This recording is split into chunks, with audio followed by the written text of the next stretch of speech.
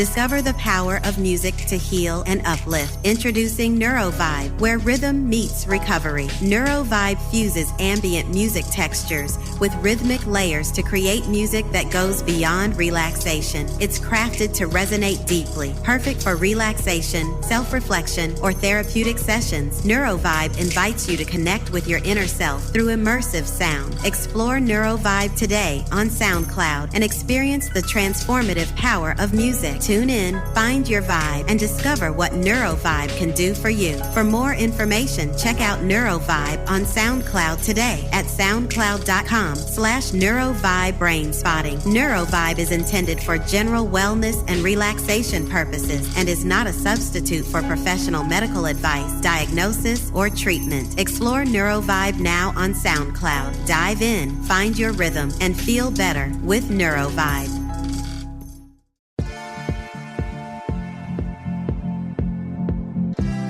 Welcome to Untying Knots, Minds and Souls Untethered with Perry Clark. This program looks at mental health from unique perspectives and shows you how to manage your life by finding the knots that help you and stay away from the ones that could be a disadvantage. Now, here is your host, Perry Clark. Hello all. Welcome back to Untying Knots, Minds and Souls Untethered. I'm Perry Clark, licensed marriage and family therapist here with you. And I want to remind you this podcast is for educational purposes and entertainment purposes and does not constitute working with a mental health professional. Please seek out one in your area because, dang, your mind is a precious thing, and so is your mental health.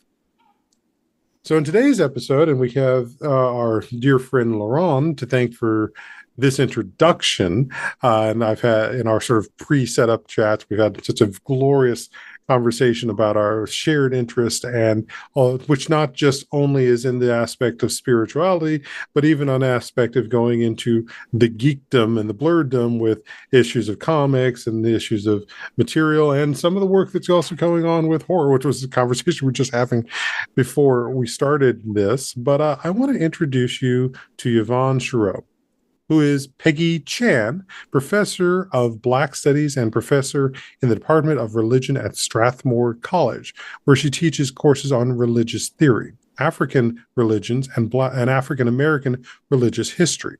She's the author of Black Magic, Religion, and African American Conjuring Traditions, and the co-editor of Black Zion, an African American Religions and Judaism. Her writings on the historical intersections of magic, Africana religion, and cultural tropes of voodoo can be found online at the research blog, The Academic Hoodoo, which will be listed in the show notes. So, Yvonne, welcome to Untying Knots. Oh, thank you for having me here. This is great.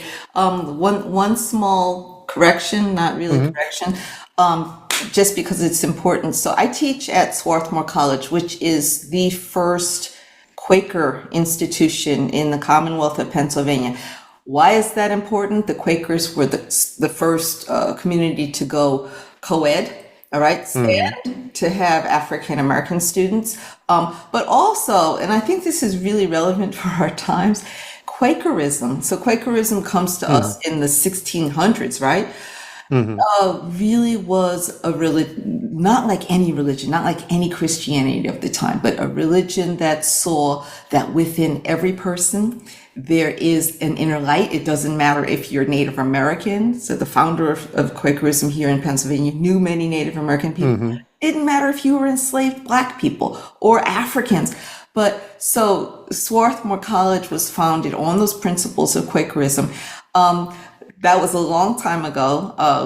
Sometimes they waver in their Quakerism, but I wanted to mention that because, especially out on the West Coast, it's not really a well-known place, but I think it's an important place, and this is where I spent most of my career. So, just a little shout out for the Quakers. And which is actually kind of funny because that.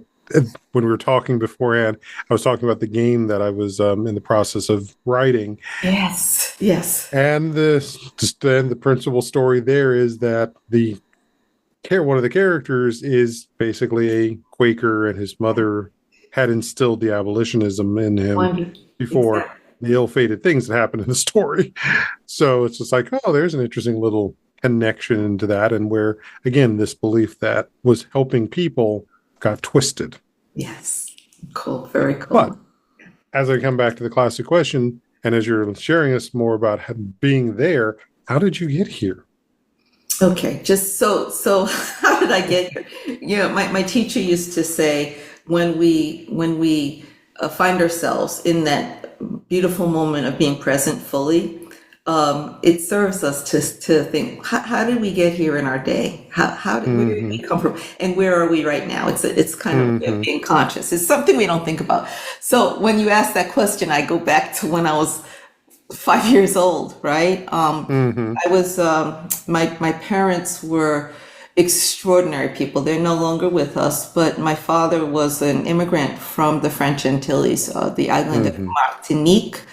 And my mother was a tough New Yorker, and her family's in Virginia, but they raised us, three of us, I have two siblings, to be free thinkers. And not in the classical sense of free thinkers as, you know, Masons or atheists, but, you know, when it comes to things like religion or spirituality, not that you're on your own, but it behooves you to seek out your own answers. It's that important. So while they took me to church, or I was in Catholic school, you know, when I was, you know, it wasn't that they were pushing, it was like exposing me. So when I was 5, I really got this religion bug, and I didn't know what it was, but I found the whole thing fascinating. I would, you know, go to church. I would go to the temple in New York and Queens at the time. It was really, really religiously diverse. So, and I just fell in love with religious things. I didn't have a vocabulary for that yet, but as I got older, I just wanted to know more about this, and I couldn't stay still. So, I didn't know at the time, but, you know, all of my experiences with different churches and groups really helped me when I decided to study this academically. So when I got to college, I said, oh, I want to study religion, you know, and everyone said, that's nuts. You'll never get a job that way.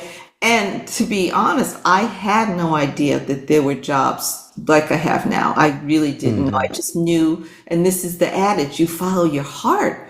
The things that I was interested in. I was interested in the spiritual world. Again, I didn't have a sense of it. So I went to college, I studied religion, I wanted to be a writer. I ended up doing some publishing and journalism work. I went into the corporate world, and then I was like, I got to get out of here. So I went to grad school, like a lot of us did in the 1980s. And I ended up, strangely, at Harvard Divinity School, mainly because, you know, when I said to my mother, I want to go to grad school. And she said, honey, pick the best school in the country.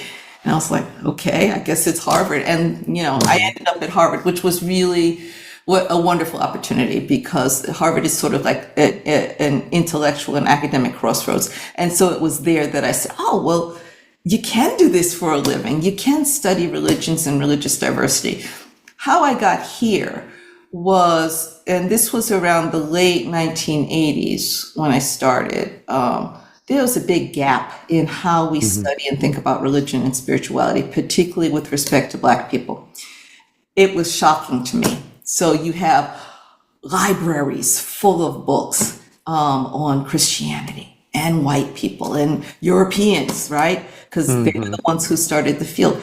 And like this on Black people, as if we didn't exist. And that's so true of so many so much of the literature in any field in the 20th century. It's like Black people are a footnote. Never mind other ethnic, but and just going to pause you this for a quick second there, since this is an audio podcast. The gesture that's being made right now is the little bitty, itty bitty, smallest measurement possible. Just so for our listeners know.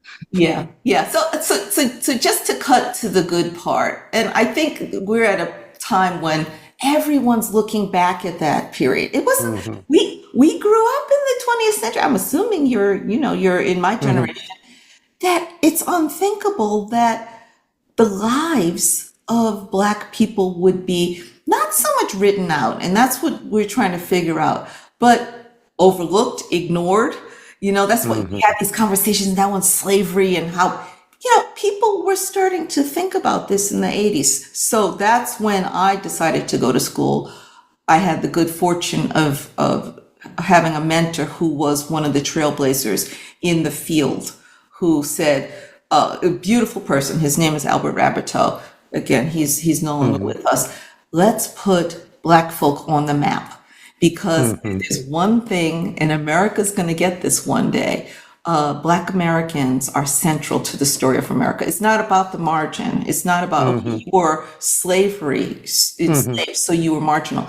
Because you were slaves, the bottom, the story of America is the story of you creating this thing. And that's something that left, right, conservatives, liberals can get behind. Black people are America, if not in truth, symbolically, because America is about creating this great thing, whatever you want to call it, this exceptional thing from a new people, and Africans were a new people. All this to say, so people are starting to write about this, but religion often gets left out. So I found myself in sort of a niche field that later became more important. And that's how I ended up here. Went to grad school and then found out that there were jobs where I could just write and read and study all day. So that's how I got here. And my interests, as you know, are all over the place. I actually think that's good. That keeps us from being too narrow. You can see behind me, I have a bookcase that I'm clearing out because I'm actually leaving this job.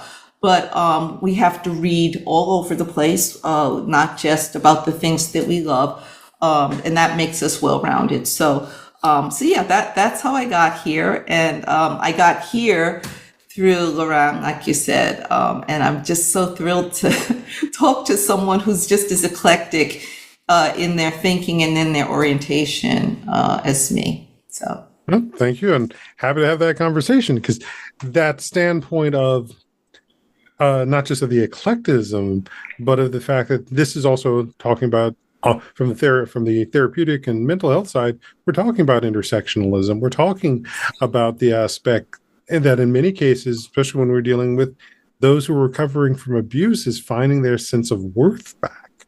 Yeah. And that's not just something we do on the individual scale. That's one we have to do on our sort of cultural identity as people scale as well. Yeah, that's a lot, has a lot to do with it, right? This idea of, and where culture and identity fits into that. One of the reasons why I like to study religion, though, is that you can look at these questions at that level, but there's something that is profoundly mythic about the human story. So whether or not you get here and you end up in a woman's body, or a male's body, or even a non-binary body, or maybe even, now we're talking about transhuman bodies. What got here is, I dare say, bigger, higher, more than just who you become. So that's why I like religion too, because it deals with questions of the soul. It gets kind of fuzzy there, but again, that's one of the things that we can all agree on, unless you're more dogmatic about things like religion. And you say, well, yeah, there's only one. And we could talk about that forever, but it's a fascinating thing to look at this through the lens of religion. And I'll just say one thing quickly, because I'm not familiar with your audience. Religion has been co-opted, at least in this country, for political, I would say sort of for ideological purposes. So when we think of religion, naturally we think of something called the Judeo-Christian tradition. It's a misnomer. There is no Judeo religion. There's Christianities. So we tend to go right into a box. Okay. When we talk about religion, we're talking about this, and then it gets even narrower. That's all discursive. It's not real. It's not really useful when you talk to people. And once you can break free of that, it gets much more interesting. But I say it's ideological because, it's a power move. If you can keep people talking like this, you can sort of thing. But I love it all. I love it all, and I love all people. I can say that. And I'm learning. I'm Well, learning. no, and because this gets very much into some of the stuff that we deal with, which again gets in that aspect of power control. Some have put this as cultural competence. I put it more along the lines of cultural humility, but just that cultural understanding that's necessary for us to see work with our clients across a variety of places. And let's also be frank, there are going to be some clients we can't work with because of things that hit these ideological beliefs. And that's also being human too. Yeah. I have not in a place like Swarthmore, which now people say, oh, that's the bastion of the liberals and the wokesters. I have worked with, I can't think of any group, and I love it here because it's very international too, but the political spectrum. And that's one of that you talk about a myth, the idea that these liberal institutions are just filled with liberals and they're indoctrinating and a bunch of communists. This certainly is a place that draws bright students and highly self-motivated students. But I have had the best classrooms. I have had, classrooms with the conservative, the guy who's on Fox News was one of my students. I won't name names, but, and at the same time, I've had, Luciferians in my classroom. That is the beauty of teaching this subject. Now that's changed, and that's something I can ramble about for a while, because now colleges are kind of under siege. It's like, well, don't go there because it's expensive, and if you study religion, it's the same thing that they said back then. But I find for myself, especially now, right now, it's like so polarized. And yeah, I have friends across the spectrum. And again, I love them dearly. And I don't mind having these hot, uncomfortable conversations about, Trump and Kamala Harris. I don't mind that. When it gets to the realm of religion, I feel very comfortable, So to your point, I think when someone comes for therapy or when someone comes to the classroom, they have to be willing. What you do find sometimes, though, is that people are kind of afraid, and they'll I'm like, dude, you don't have to take the class. And you as a clinician, you could say, you don't have to be here. So there has to be an opening up. And I think our job is to make people to hold space so that no matter how they feel, where they're from, or their opinions or their orientation, whatever, that they can. But in the end, this as well as I do, it's going to be the person who's, Right. you could try to pull them out. And I didn't know that when I started as a teacher, because I was so earnest, and it was pre-tenure, so I wanted them all to like me. I'm sorry, the phone is ringing. I'm just going to turn it off. So I didn't know that was fruitless. You cannot force people to get to that space where they can, I don't know if you could hear that, where you can have these sincere and open interactions. I know that must be tremendously challenging for you as a healer. For me, I'm like, oh, you don't have to take the class, or get out. Well, So it's in some ways we do something similar.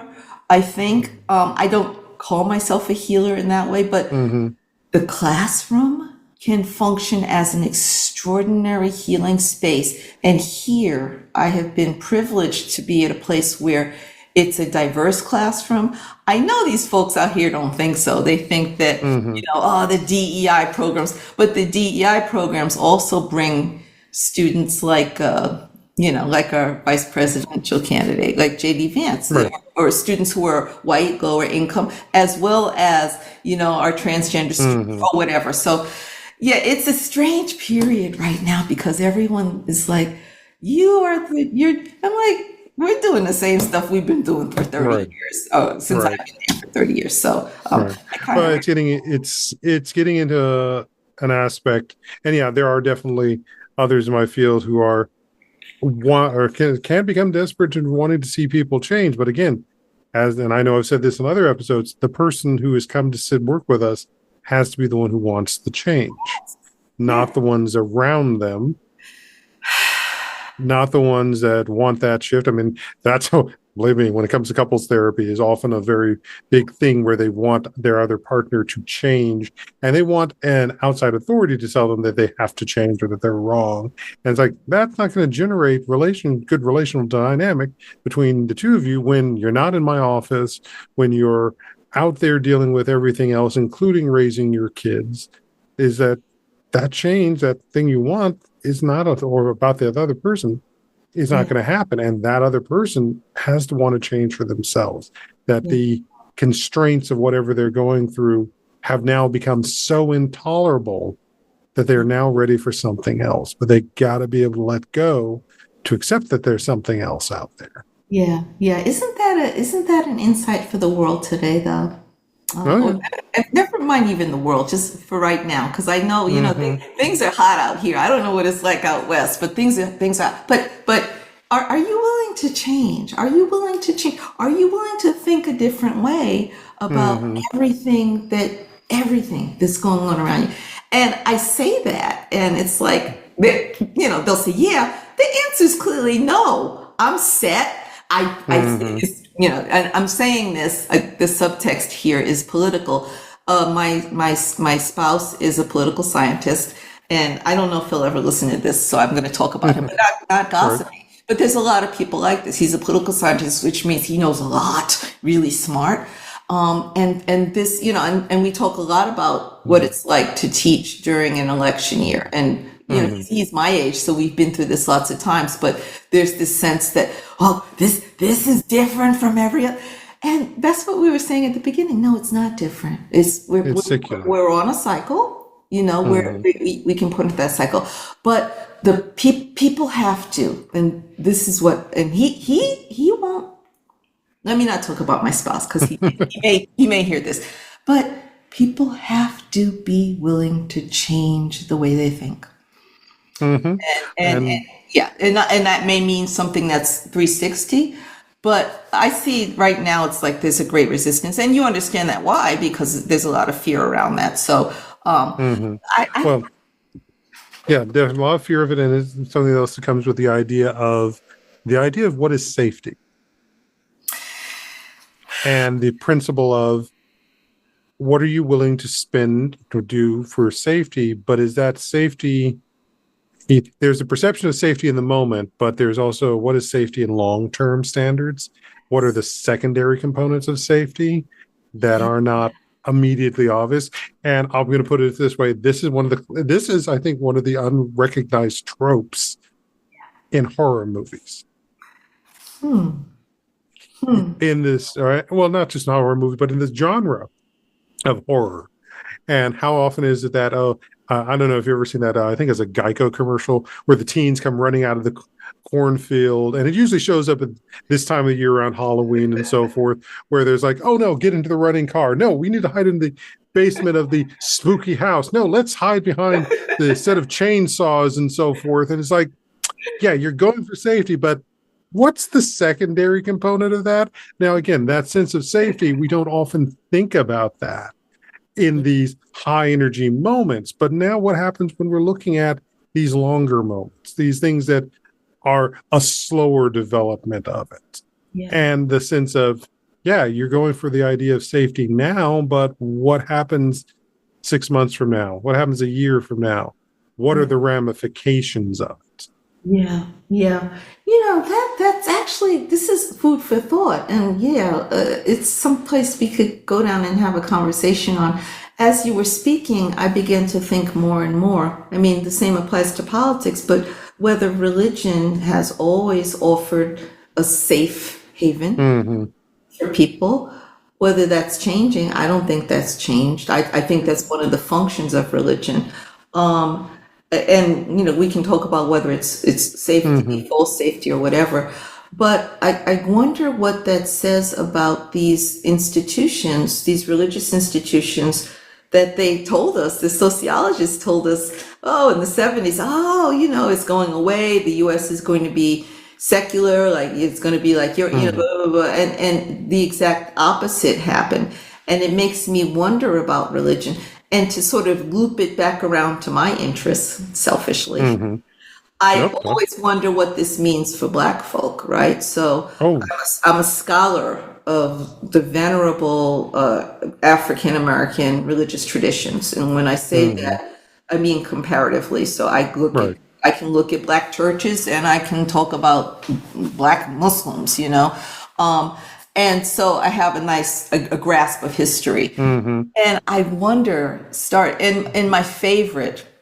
I don't mean favorite, but my best area is to look at slavery, because you think about it, Perry, that's where the trauma, there's a unique and distinctive cultural trauma, ongoing trauma on slavery. So to me, there's a lot, it's a very rich field to look at and to think about.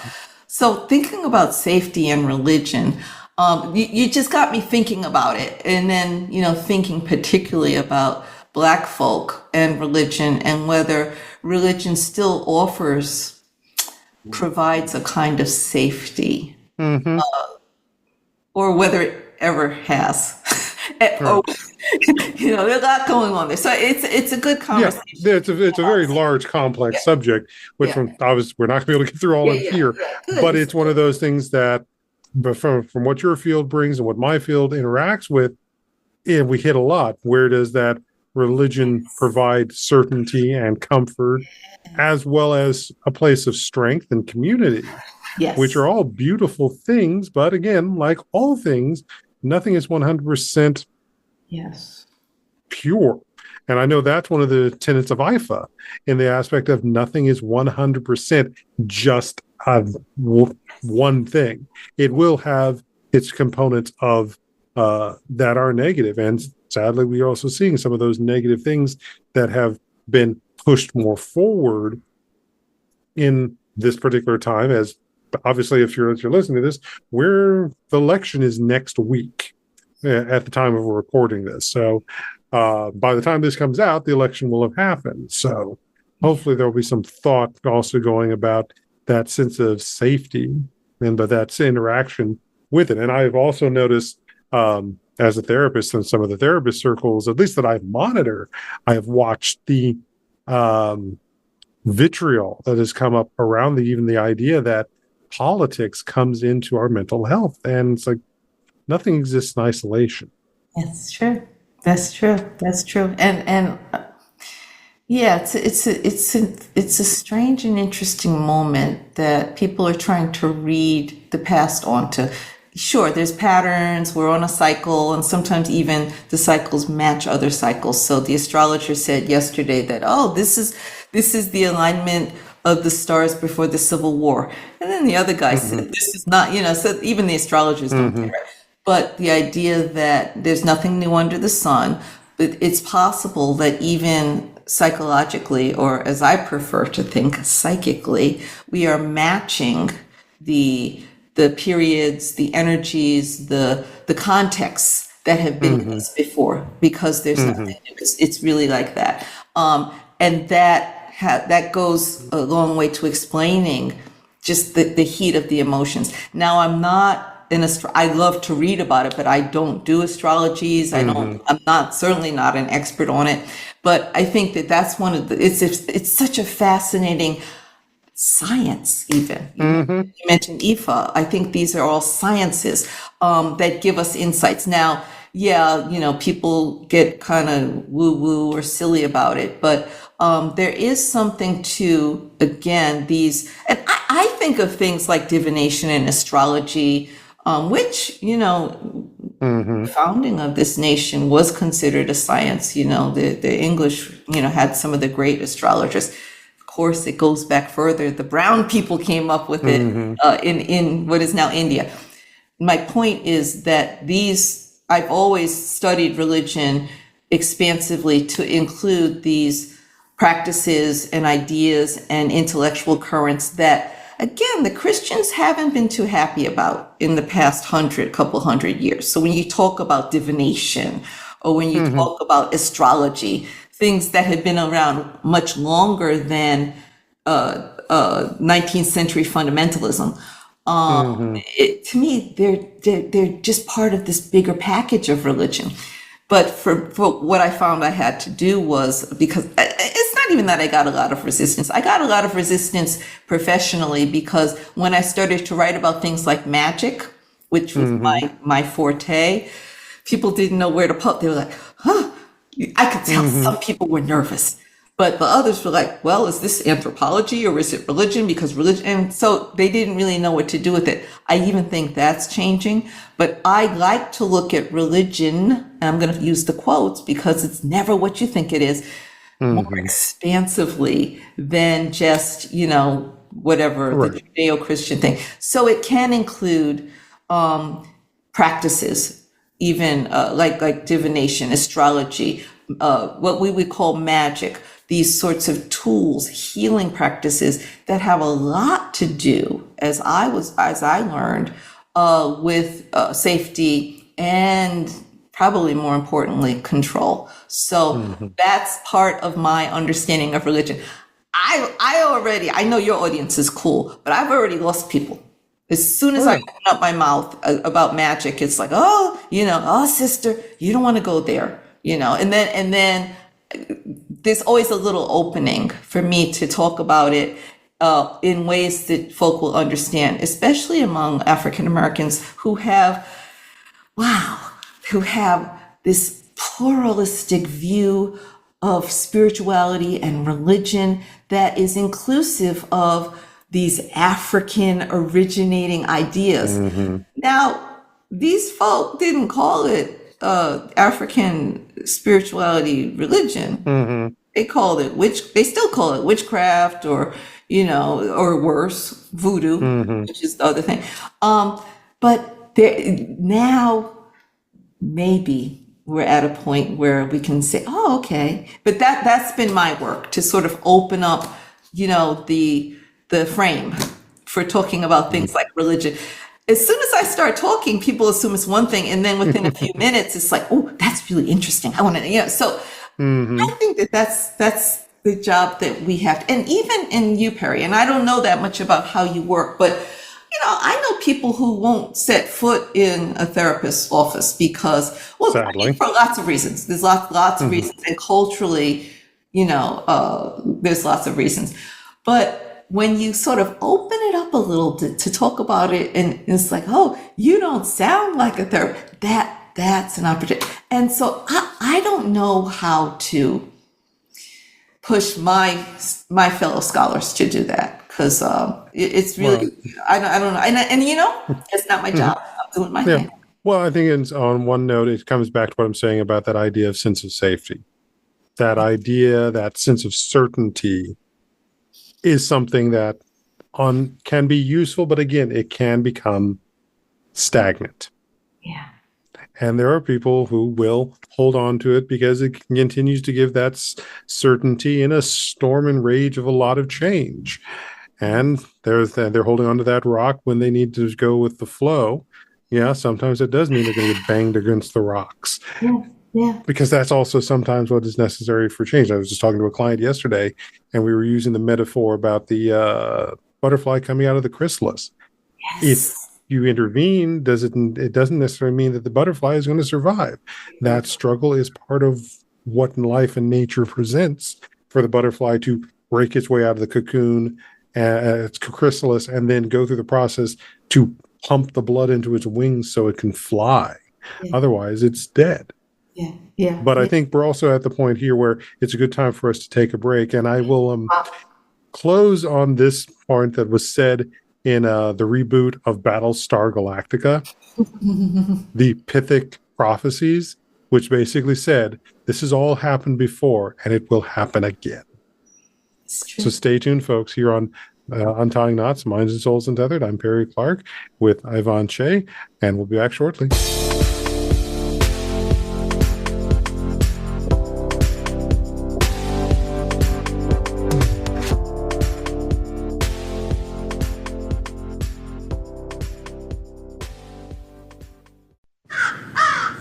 Birdie told me Voice America is on X. Follow us at Voice America TRN. Our lives and the world around us can get messy and frustrating. Untangle and Grow Counseling's focus is to untangle that mess and make sense of it so you have a good foundation to build and grow from. Visit us on the web at untangleandgrowcounseling.com. Perry Clark offers individual psychotherapy, couples and family therapy, and adolescence therapy from a variety of coping materials and resources. Visit untangleandgrowcounseling.com for more information. Discover the power of music to heal and uplift. Introducing NeuroVibe, where rhythm meets recovery. NeuroVibe fuses ambient music textures with rhythmic layers to create music that goes beyond relaxation. It's crafted to resonate deeply, perfect for relaxation, self-reflection, or therapeutic sessions. NeuroVibe invites you to connect with your inner self through immersive sound. Explore NeuroVibe today on SoundCloud and experience the transformative power of music. Tune in, find your vibe, and discover what NeuroVibe can do for you.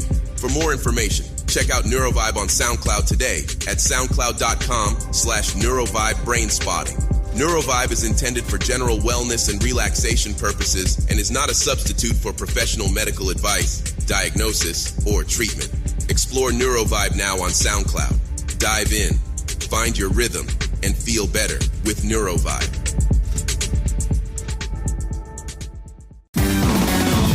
Success starts here. VoiceAmericaEmpowerment.com. It's your world.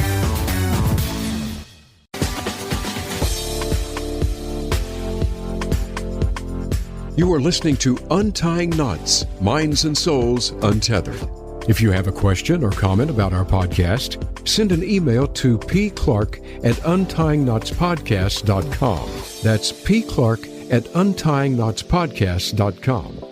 And now, back to the program. Hello all, welcome back to Untying Knots, Minds and Souls Untethered. I'm Perry Clark, licensed marriage and family therapist here with Yvonne Chireau, who is a professor of multiple African and African American religious studies at Swarthmore. So during the break, we were just, we slipped into other material we were talking about. But one of the things we were talking about, especially since horror has come up with this,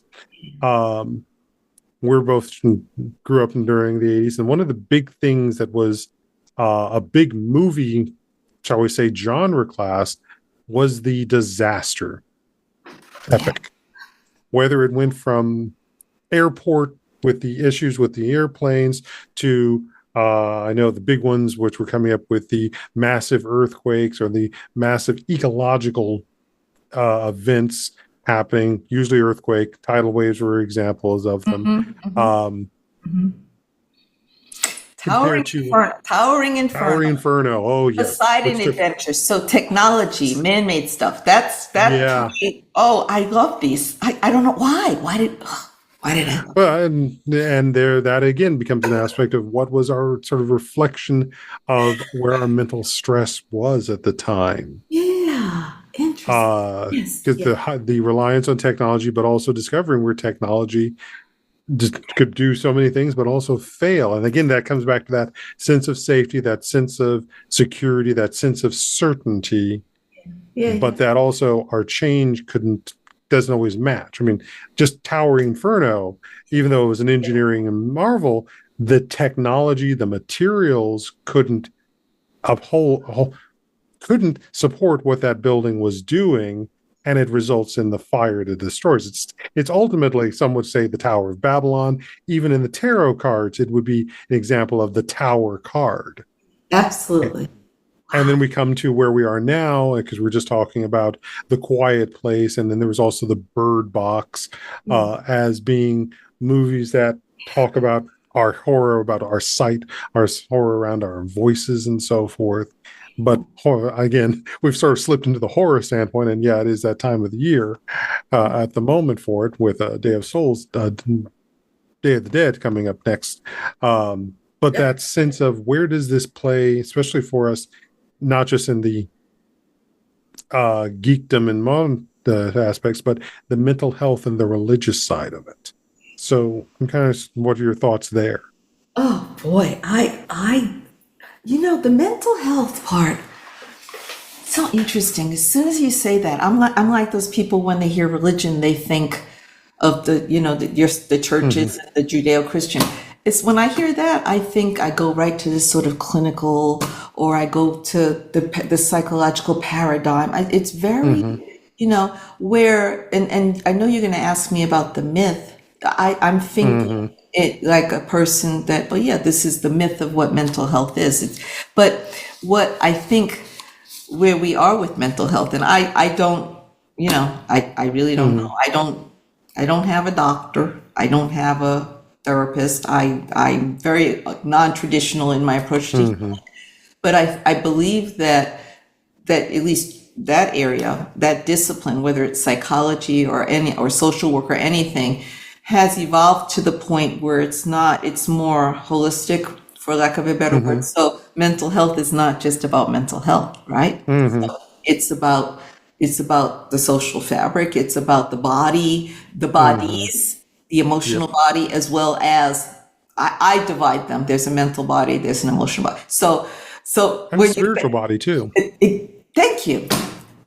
So the field probably, and I know this for a fact because I had to take Psych 101, right? Has evolved to the point where it can include those paradigms, but in order it's to got get a ways there, to still go. It's still got a further way to go with that. Much but further way to go. it's not fringy. Very much the same thing with the study of religion. So the stuff I do was completely on the fringes. It's not at the center now, but it's certainly like, oh yeah, it's almost like we have a potpourri. So yeah. So I can't speak too much about the mental health as a field in relation to religion, because as soon as I thought about that, I jumped to, it's this sort of a what's the thing? Not a stereotype, but okay.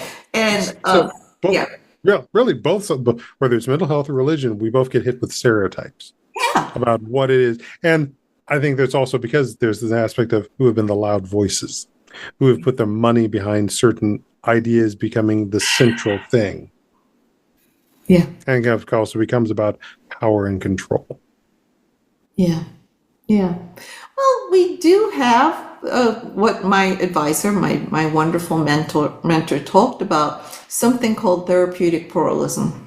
And he talked about it in the context of Black communities and Black religion when no one was talking about this. So, and I would say that in the US, there certainly is a therapeutic pluralism. So one can go to, one can have Obamacare and one can have astral doctors like I do. So that it's not necessarily, there's no fringe.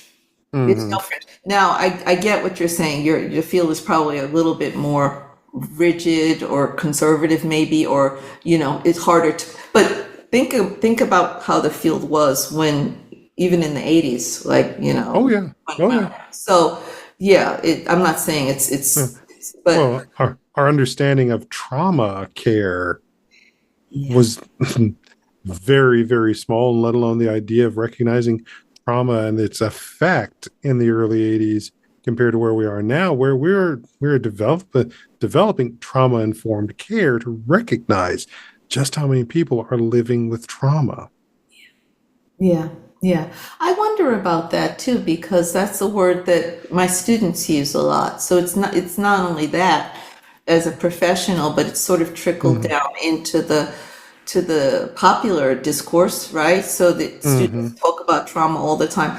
I wonder a lot about the meaning of that, and I wonder if it's something that young people are picking up on, or whether it's just it's in the ethers, so to speak. It's probably a bit of both that's going on, because there are those who, again, take it as being almost a gospel, others who are informed by it to be able to think about these other things and embrace the idea of change. And we also deal with that standpoint of who takes trauma and sticks with it as being their identity and being victim based, versus we're getting into post-traumatic growth, which is part of my practice, which is called Intake and Growth Counseling, is also that standpoint. It's like, where do we have that post-traumatic growth into something else? And coming back to that metaphor about the butterfly, until it gets out of that chrysalis and pumps the fluid into its wings, it's still in just a crawling insect. It isn't until it's pumped the fluid into the wings and those expand and dry does it gain the ability to fly. Yeah, yeah, yeah. Yeah, I love the nature metaphors. Nature gives us so many ways of thinking about this. Which I would also say is an inherent aspect in African and African American religion, is that relationship with nature. Yeah, absolutely, absolutely. And we know Christianity has a very uneven theological understanding of the relationship of humanity to nature. Uneven, I mean that's just fact. I'm not saying it's good or bad, but sometimes I have a colleague who writes about the Holy Spirit as the bird metaphor, as the whole, what they call a green theology. That's fringe in contemporary Christianity. That doesn't really that's trying to wrestle with the meaning of nature, but it can't. But as far as Black folk, and Black folk are Christian, they're Muslim, they're Vaudouisant. The African origin certainly informs what came after, and you do certainly find in all indigenous traditions, like whether it's Native American or indigenous African, sort of an emphasis on nature as not separate from us humans, the social world. So they're sort of ahead of it. I mean, because that's something anthropologists were saying. They were theorizing back in the 70s, like, oh, nature versus culture, and Right. as Africans, those primitive people, they already thought through it. They might not have written books about it because that wasn't their style of expression. So the nature thing, I think, is something that we have maintained. But As well as Native American, as well as any indigenous culture. Yeah. So, but what's extraordinary there? Okay, so this is the kicker, right? So, I say this all the time to students. I say, look around the United States. Where do you find the Indian? And they're like, reservation. I'm like, no, that's not what I'm getting at. I mean, the landscape itself is named. All the names of these places that roll off the tongue. Massachusetts or any place. So the culture is there. The people are invisible to us largely. What's amazing, though, is that the Africans were removed from that place and brought to this place, and somehow retained that sensibility with respect to nature and place. And it's been how many hundreds of years since that diaspora began. Right, because I think this was a couple of years ago when I went to the African American Museum, the Smithsonian. Yeah. And we started following this one docent who was leading a group, but we weren't able to, pacing and so forth. We weren't able to stay with them, but I was listening to her talk about the aspect of what I think was the Southern Carolinas, that area near Georgia and kind of so forth. And it was a place where they ended up growing rice at. Yeah. Yeah. And the thing is, as she said, currently modern scientists could not figure out how they were able to convert the environment that was there to be able to farm and support these rice crops. Yeah. And the aspect of that they point out is like this was all the farmers who had been doing it in Africa, and they still couldn't figure out what was the science and religion, the science behind it. And I'm sitting there listening to this and I'm thinking that's because these guys were also talking to the land to be able to figure out how to do this. Yeah. And that connection with spirit, that connection with the greater aspects of the world beyond, again, just science. And I'm very much support science as well. But that nature of that relationship is not something that gets purported. And I think also in some of our other conversation, we were talking even about the aspect of the idea of reincarnation and the secular aspect of the soul coming back. And the question is, the soul wants to come back to an environment that's better, not to an environment that's worse? I don't know. I think the soul is greater than anything, right? So the soul, I have been taught wants to experience. Mm-hmm. And it gives us bodies, sometimes on earth or sometimes as birds or whatever, as plants even. But apparently being a human is you hit the jackpot, the top, whatever. So whatever. But the good, the bad, the ugly, or what we could, because for the soul, it's not ugly, it's experience. Right. And so I think about that all the time because, I believe, we come around and around and around. And it's not, I know there are people who got to this, South Indian people understood this. And so they said, well, let's form our notions of our cosmology around this idea. All right. Is it a good thing to come back? No, it's just, this is what the soul does to experience. But there are ways to jump off of it. So for me, the question is, why do we want to jump off of it? Every lifetime's different. Every lifetime's there for you to work through either your karma or to be great or to be a savage or to be different. Why? What's the problem with the wheel? Is an eternal wheel? And to me, religion steps in to answer that question. It says, well, there's something beyond the wheel. Right. You're not going to stop the wheel.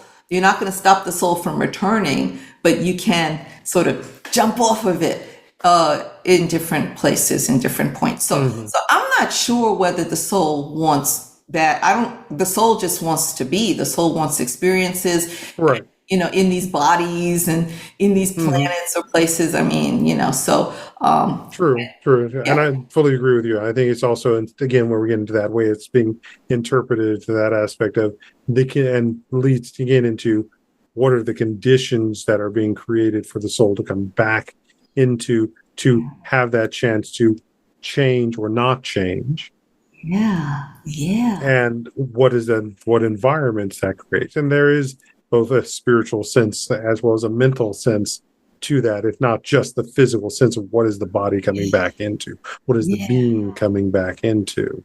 I love talking about that, but even that, right? Because there's arguments. Well, there's a great soul, there is a soul, but there's also souls of so the way you just put it sounds very individual. Like, okay, so but humanity. As a larger entity, animals have the animals, and so the layers of this thing, and there are so many different teachings on and sometimes they contradict each other. But I love the outline that it gives us. That first of all, a world that is, it is as it is. It is as it is. The planet apparently has a soul because that's how astrology works. And it continues because we do. And I don't like to use the word evolution. That's sort of like the bad word right now. But this is the stuff that I love to talk about, and you can really go down holes. But that it's continuous, even though it comes back around. So there's all kinds of mysteries there. But that it's probably bigger than how we're even thinking about it. So if we want us to scrunch it down and talk about, okay, we can talk about the soul in this body, in this identity, in this we can do that, or we can pull back, and the further we pull back, the more commonalities we see. It's to me, it's wonderful. And then when you start to talk about it, you forget about the differences. You don't forget about them, but they take a back seat to some of the more the interesting. They're not again sitting in isolation. They're not sitting in a silo. You have to look at them in relationship to what are they doing? What are they doing? What are they impacting? The aspect of the linear idea of its cause and effect. Then there's another cause and effect, but realizing that effect is creating another cause. Yeah. And that interconnectivity, and that's also what I say. Think about what's the secondary components of these sense of safety. Yeah. That's you're afraid, you create safety, but that safety now creates another effect. Yeah. It creates another cause for something else to have, and the domino effect of it. Yeah. Now that doesn't mean that we shouldn't be going for our safety, but we have to think beyond what's going to happen in this moment. And I know I've often talked with clients about the idea that kids will do reaction. They're short term. They're trying to take care of what's happening in the moment, not even concerned that they might have knocked over a stack of books, or the classic one, they run into the closed patio door and bounce off it if they don't break it in the process. But if they bounce into the door, now they've got a concussion and blunt force trauma, or they've gone through the glass and broken it, and now they got all these cuts and contusions from it. So that sense of here's the secondary component of it. Yes. And that scale that we need to operate as adults is recognizing I can actually pause to open that door long enough for me to get out. Yeah. And I don't have to deal with the blunt force trauma. I don't have to deal with being cut because I didn't process the glass was there. Yeah, I gotta write that down. That's really good. But so then this idea of safety, Perry, because I haven't thought about it for a while. Doesn't it come down to that paradigm of fear versus what? So again, maybe at the soul level there is no concept of safety because you want it all. The soul wants it all. But on this level, down here, I don't know why I say down. It's because we think of it. But it is the rush for safety toward that patio door or for whatever. It doesn't just boil down to fear, because that's a nice. Oh yeah. To me, that's a simple way of looking at it. It's either love or fear. So love. Yeah, very much so. Yeah. But here's also the thing is, and this is something that as I studied brain spotting, but just also looking at what's going on in the world that reinforces it, is the aspect of our first response after being frozen when we're suddenly processing what's happening is to run. Yeah. Fight is actually the last thing. And the only reason we list fight first is because of an English grammar rule about listing. Yeah. Huh. That if it all starts with the same letter, you organize it in a list based off the next vowel. I never knew that. Okay, so flight is first. Fight comes first because I comes before L. But you're saying in the real world, flight precedes the fight because is it because it's irrational or because it's safer to get it's safer to it's either quick. It's quickness, but it's the aspect of, are you fleeing to isolation? Yeah. Or are you fleeing back to your community and the sense of safety? Are you fleeing to isolation? And numbers. Oh wow. Never thought of that. So flight technically is. So why do we like fight? Why do we? Well, no. Yeah. It's, again, what is fight? It's that idea of empowerment. Yeah. And everyone likes that. And we have all these wonderful stories about the warrior and the fighter. Yes. Yeah. I don't know about which that. always comes down to that. Also, that classic statement about, we're a warrior culture. We're warrior culture. It's like, okay, so if the entire world's warrior cultures, where are the non-warrior cultures here in all of this? They're at home sleeping in bed. Right. Or the other metaphor is, if you've wiped out all the other cultures and all that's left is fighters, how do you think they're going to solve a problem? Oh, until there's none left. That's it. That's true. I got that. This actually reminds me of a lesson I taught a few weeks ago. It was Nat Turner Day. This is Hoodoo Heritage Month. Some of the practitioners of Hoodoo start, and it's sort of quote every day. It's November now. Every day of October venerates a different Hoodoo hero. So we were talking about Nat Turner in my class on African American religion. And I was making the point that during slavery, which we've agreed is sort of a horror story itself, we tend to valorize stories of resistance. And Nat Turner is confusing. Nat Turner was sort of the side thing.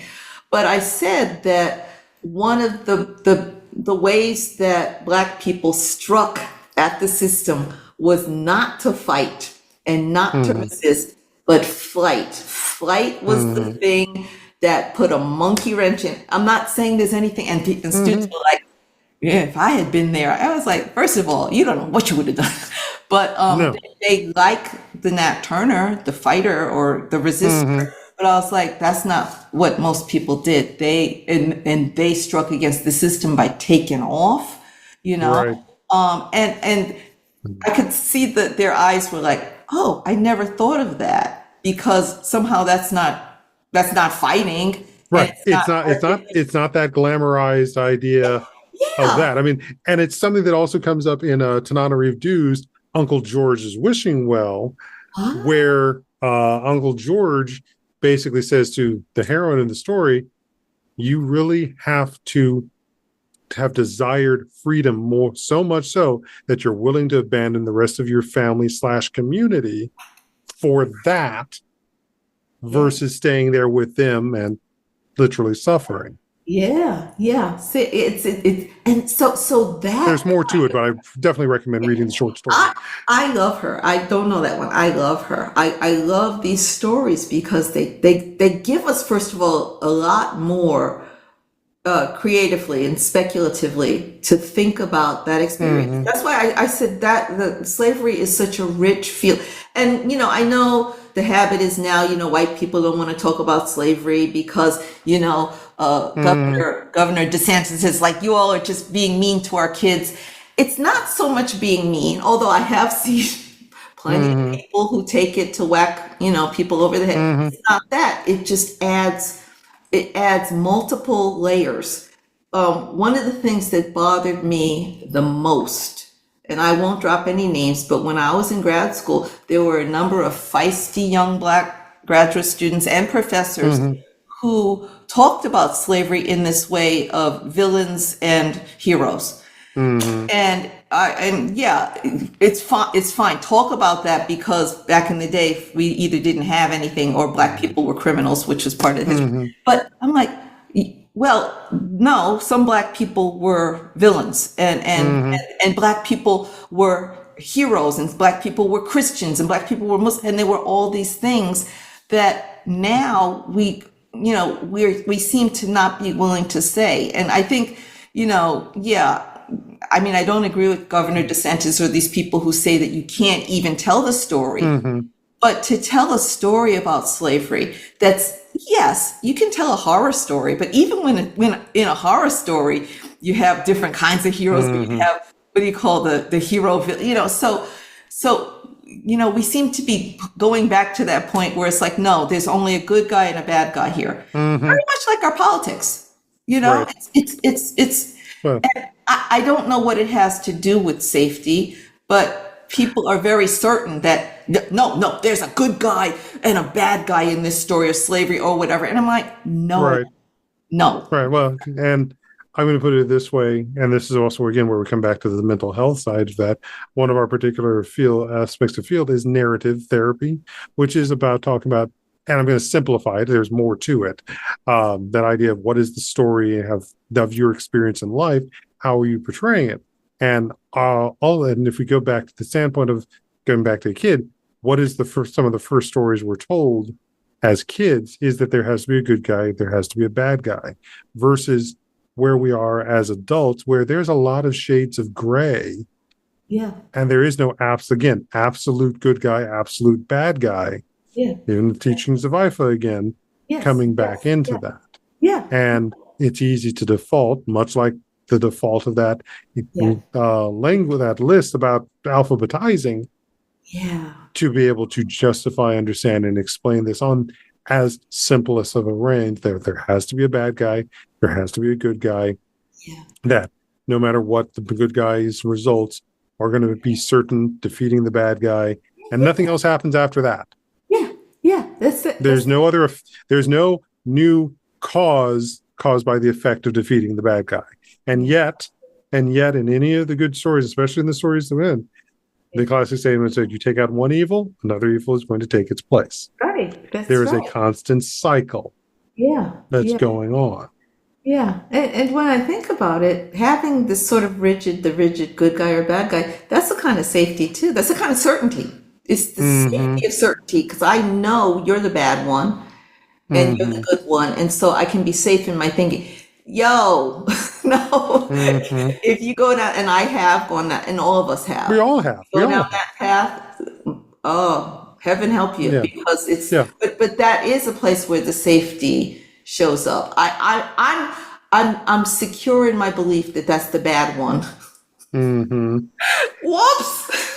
Yep. Well, and so then there comes back to that classic, another trope that we see in both fantasy as well as sci-fi is which one tells the lie, which one always tells the truth. Oh goodness. Which one do you choose? But you can't tell the difference because they look identical. Yeah. Yeah. But I don't know about those stories. Yeah, but there's that aspect. I mean, it's a logic puzzle. It's a wisdom tale. It's where have you grown to be able to understand the complexity and what choice will you make? Very much so.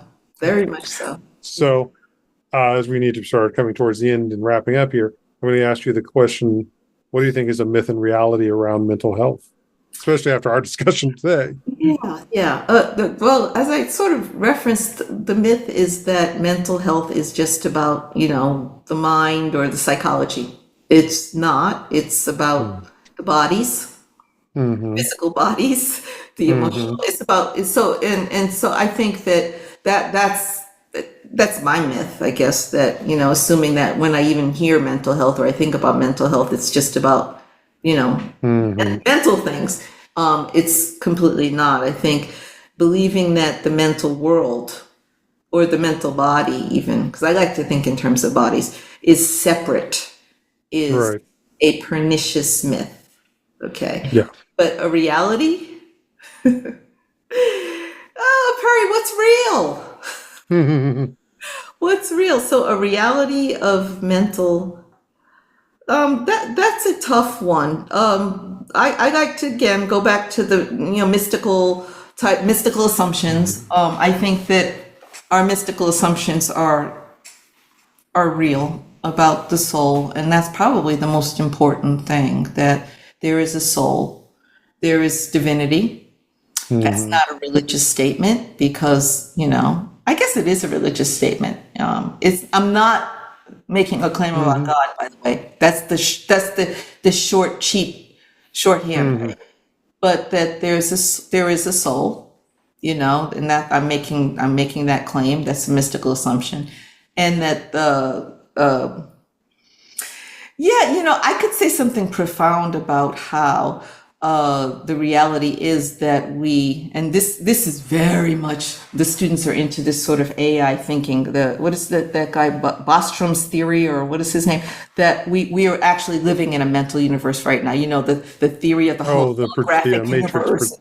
The matrix and projection and the hologram. It's that that used to be fringy, but it's like, oh yeah, so the world as we live is the real world is a mental creation. You could say it's a projection of our descendants, 2,000 years, and we're all in this cool game. That I think is closer to the reality. I'm like, yeah. So what do you do with that? You can have fun and make cool movies about it, or what do you do with that? So that would be my reality. I like it. Yeah, I like it. Well, and so that aspect then is like, what is the projection of the next iteration of this reality that you're going to have for those who come after us? Yeah. So again, I'll quote another particular movie, The Matrix, as Agent Smith said to Mr. Anderson. The Matrix was rebuilt at what was considered the peak of your time. Yes. Oh, you got the accent right. You got it. Yes. Yeah. I mean, gosh, yeah. What will compare to the older variants of the Matrix, which included things like silver bullets and werewolves as an explanation. Yeah. Thank you, Oracle. I showed this in my film class 25 years ago. This is sort of a mythic idea, and now it's more plausible because we have, technologies that. So yeah, it's, yeah. As a Star Trek geek, when I was a kid, I live for this moment. I'm like, sometimes I wake up, I'm like, I could leave today. I'm happy. And people are like, what? I was like, everything that, was Star Trek, I was like, you talk about real. It's Right. It's real. Yeah. So I feel, so that gives me a place in the world that I feel, it's not even safe, but I feel like, I'm supposed to be here, because there's a joy that the things that when we were children that we saw as speculative or fantasy are like, wow, it's no longer at the fringe. My friends are saying, by the way, and I'll leave with this, that what's this thing? Because they're going to have a big UFO conference at Rice University, and I will invite you to it next year. That this what is it when the aliens come? Disclosure is coming within. Well, first they said it was going to be the October surprise, and I'm like, no, it's not. But it's imminent. See, Gotcha. you have this language of imminence, and my Christian friends are saying the signs in Israel are like it's imminent. So all of the imminent things, they're coming. I like the present time because that's where I have a lot of joy. It's not even hope. I'm like, wow, the present time is pretty cool too. But we love these things that are coming. Right. But yeah, look out for the aliens. And that leads to so many other things. I can also say I'm not going to go there. Otherwise, where can folks find you if they want to actually continue this discussion, look at some more of the work and such?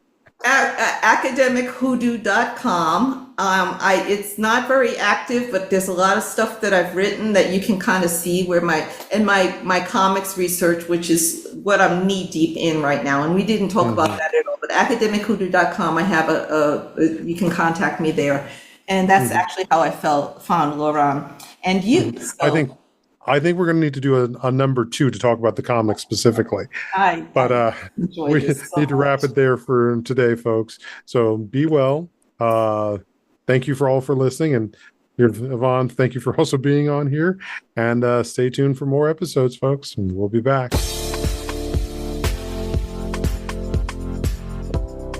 Thank you for tuning in for Untying Knots, Minds and Souls Untethered. Be sure to join your host, Perry Clark, for another episode on the podcast coming soon on the Voice America Empowerment Channel.